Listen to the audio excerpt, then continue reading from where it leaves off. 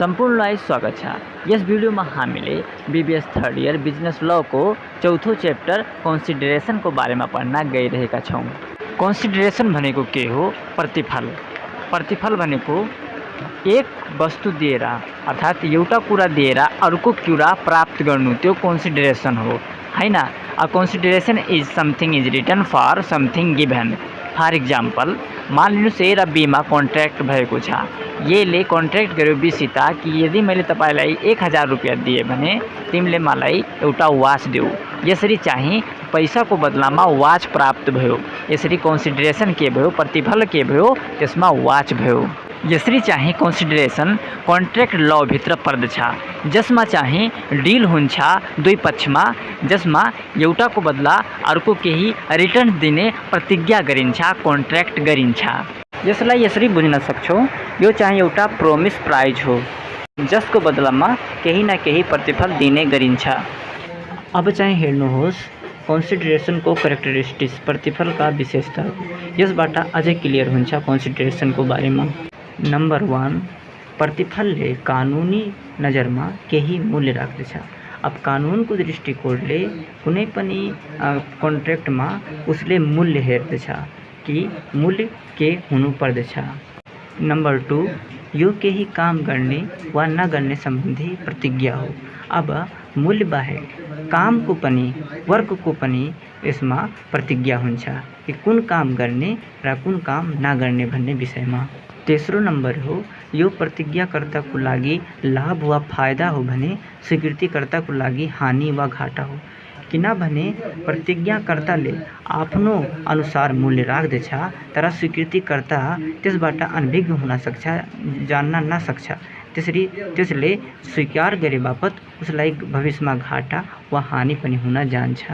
चौथो नम्बरमा रहेको छ स्वीकृतिकर्ताको हानि वा घाटा प्रतिज्ञाकर्ताको लागि राम्रो प्रतिफल हो। यसरी 3 नम्बरको कुरालाई यहाँ उल्टा राखिएको छ, अर्थात् यसको हुन्छ कि जब स्वीकृतिकर्तालाई हानि वा घाटा लागिहाल्छ त यसरी प्रतिज्ञाकर्तालाई त फाइदै नहुन्छ, प्रतिफल राम्रो त्यसलाई प्रदान हुन्छ।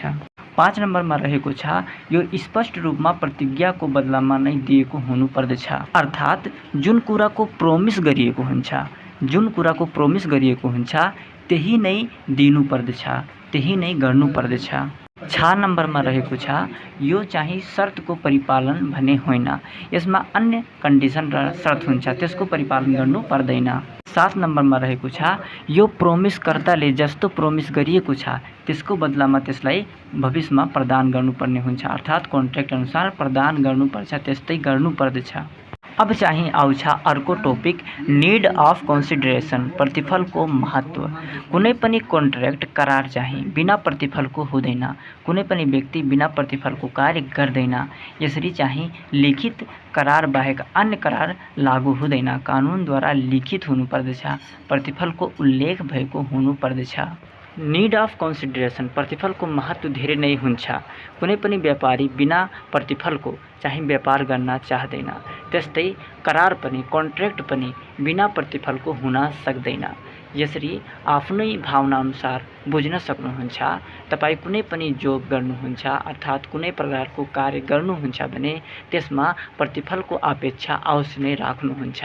यसरी बिना प्रतिफलको करार चाहिँ हुन सक्दैन। यसरी प्रोमिसर बीच प्रतिफलको पनि पहिलेदेखि नै उल्लेख गरिएको हुन्छ। अब चाहिँ आउँछ टाइप्स अफ कन्सिडरेसन, प्रतिफलका प्रकारहरू। समयका आधारमा 3 प्रकारको प्रतिफल हुन्छ, भूत प्रतिफल, वर्तमान प्रतिफल र भविष्य प्रतिफल। अब पहिला बुझ्नुहोस् पास्ट कन्सिडरेसन के हो, भूत प्रतिफल भनेको के हो। भूत प्रतिफल भनेको चाहिँ वर्तमानमा प्रतिज्ञा गरे अनुसार त्यो प्रतिफल चाहिँ बितिसकेपछि अथवा काम हुनुभन्दा अगाडि नै दिइसकेको छ भने त्यस्तो प्रतिफललाई पास्ट कन्सिडरेसन भनिन्छ। अब चाहिँ यस्तो किन गरिन्छ, पास्ट कन्सिडरेसनको कन्ट्र्याक्ट किन गरिन्छ?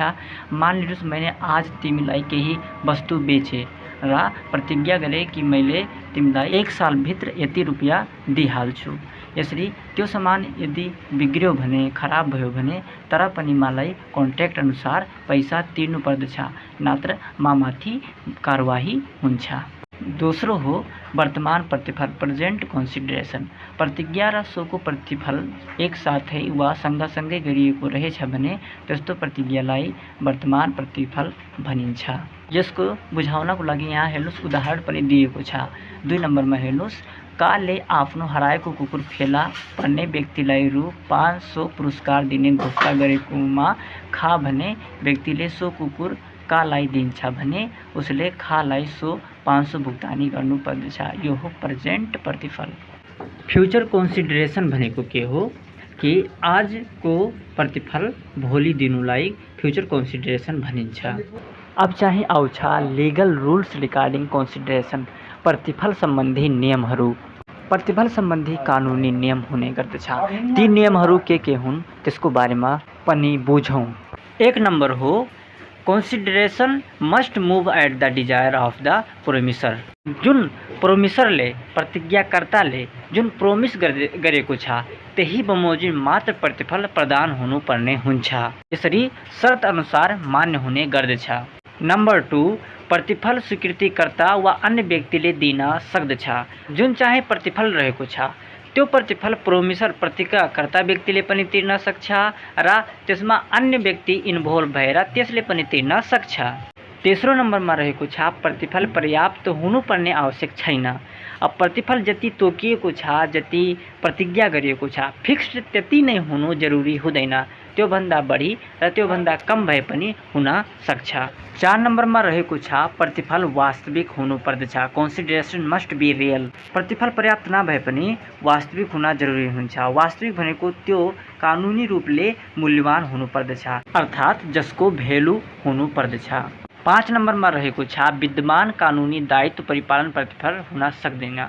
करारमा चाहिँ पहिलेदेखि उल्लेख गरिएको हुन्छ कति प्रतिफल प्रदान गर्ने हो, दिने हो, लिने हो।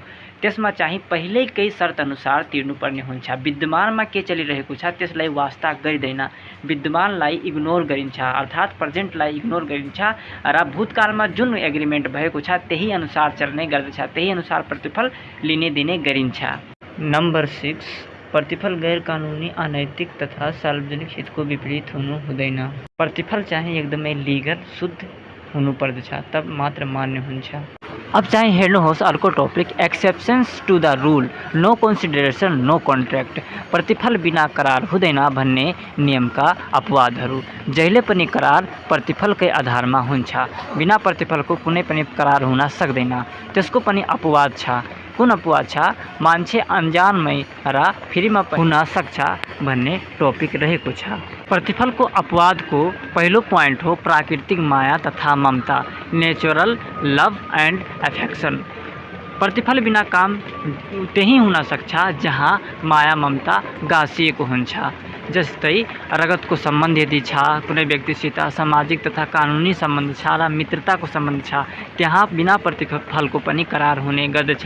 जस्तै आमा बुवाको, छोरा छोरीको, दाइ भाइको, दिदी बहिनीको र प्रिय मित्रको, जसमा पनि कानुनी लिखित रूपमा हुनुपर्दछ र लिखित करार कानुन तोके बमोजिम सरकारी कार्यालयमा दर्ता प्रमाणित भएको पनि हुनुपर्दछ। त्यस्तो सम्बन्धमा प्रतिफल हुँदैन। दोस्रो पोइन्ट हो विगतको स्वैच्छिक सेवाको क्षतिपूर्ति। के हुन्छ? कुनै पनि पारिश्रमिक वा कामदारहरू आफ्नो इच्छा अनुसार पारिश्रमिक लिएन भने या कम्पनसेसन लिएन भने त्यस्तो अवस्थामा पनि के हुन्छ? प्रतिफल बिना पनि करार हुन्छ। तेस्रो पोइन्ट हो भाखा नाघेको ऋण तिर्ने प्रतिज्ञा। कुनै पनि कर्ज चाहिँ तमस्सुकद्वारा हुने गर्दछ। मान लिनुहोस् 2 वटा व्यक्तिमा, यदि त्यसमा तोकिएको समय छ त्योभन्दा पछि या अघि भयो भने कुनै मुद्दा डालिँदैन भने त्यो पनि यसैभित्र पर्दछ। चौथो पोइन्ट रहेको छ सामाजिक वा परोपकारी संस्थालाई दान दिने प्रतिज्ञा। यदि दानको इच्छाले आइरहेको छ भने त्यहाँ बिना प्रतिफलको पनि कन्ट्र्याक्ट हुने गर्दछ। आजको भिडियोमा यति मात्र, मिल्छौँ हामी अर्को च्याप्टरमा। अब चाहिँ च्याप्टर नम्बर 5 लाई अर्को भिडियोमा कभर गर्नेछौँ। आजको लागि यति मात्र।